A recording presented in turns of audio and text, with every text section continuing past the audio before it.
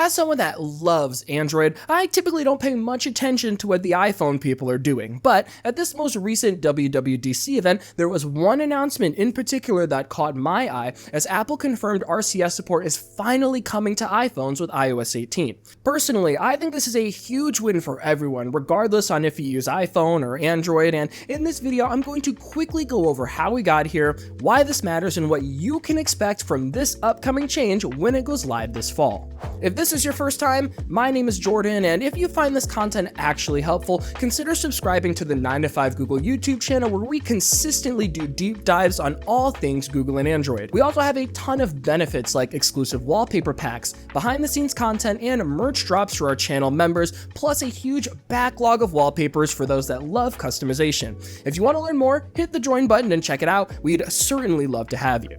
When it comes to RCS finally coming to iOS devices, it's surprising to think about how we got here in the first place. I won't go over the entire history, but to sum it up briefly, the SMS messaging we use today is pretty old technology built in the 80s and became popularized in the mid-90s and early 2000s, starting with a ton of old school devices like the classic Nokia 5110 in 1998, the iconic Motorola Razr in 2004, and the BlackBerry Curve in 2007.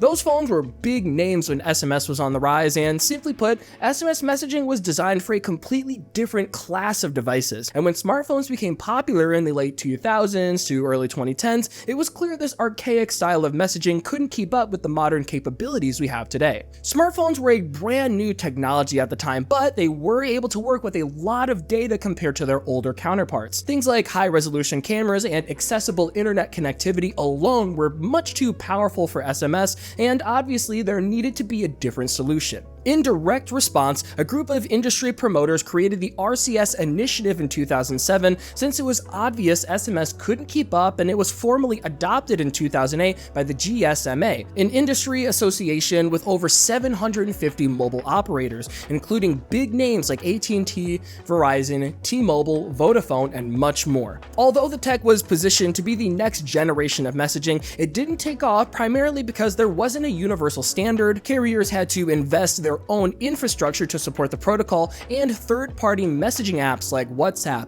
iMessage, and Facebook Messenger were becoming very popular. Because that standard was never set, Apple was basically free to fill the gap in the market amongst their user base that led to the dominant force that iMessage is today, at least in the United States, with no real incentive to pick up RCS until recent years. While Apple hasn't explicitly stated their reasons, I don't think they did this to help out non-iMessage users like myself.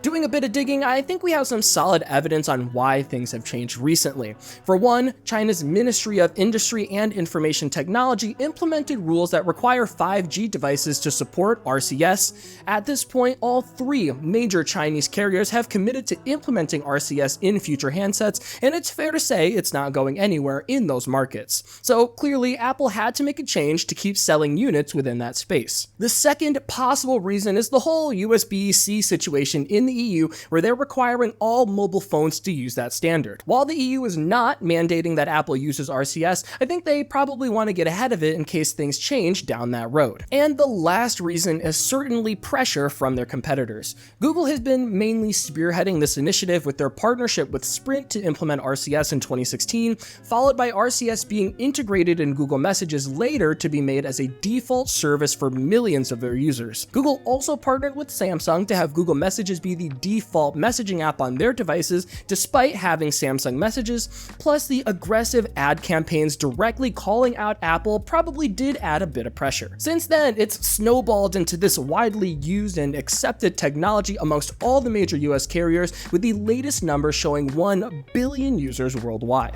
Trust me, I know that was a lot, but I felt it was important to add some context here. There is definitely a lot of history and nuances to this, and ultimately I believe this will have a way bigger impact than we think. For starters, this is a really big step to finally retire the almost 40-year-old technology at this point, so everyone that doesn't use iMessage or a third-party app can have some kind of modern texting experience. SMS messages are notorious for being unable to handle much data, and switching over to RCS should allow Android Android and iPhone users to send full resolution clips to each other, see red indicators, typing indicators, and improved group chat features with the Universal Profile 2.0, which is what Apple's confirmed to be implementing. Technically, it's not the latest version, as Universal Profile 2.6 is the newest and does offer a lot more, but for now, literally any version of RCS is great, while also benefiting many users globally, even iPhone users that don't use iMessage for whatever reason. Unfortunately, there is still a lot we don't know about how the implementation will work, and even more so, there's likely a ton of features between iPhone and Android that won't be present. For example, end-to-end encryption is off the table, at least on the iOS side. They outright say they will not support Google's end-to-end encryption extension over RCS, but will work with GSMA to create their own RCS encryption standard. On top of that, I think it's fair to say a ton of popular features will still be inaccessible between iPhone and Android users, like the ability to edit or unsend RCS messages,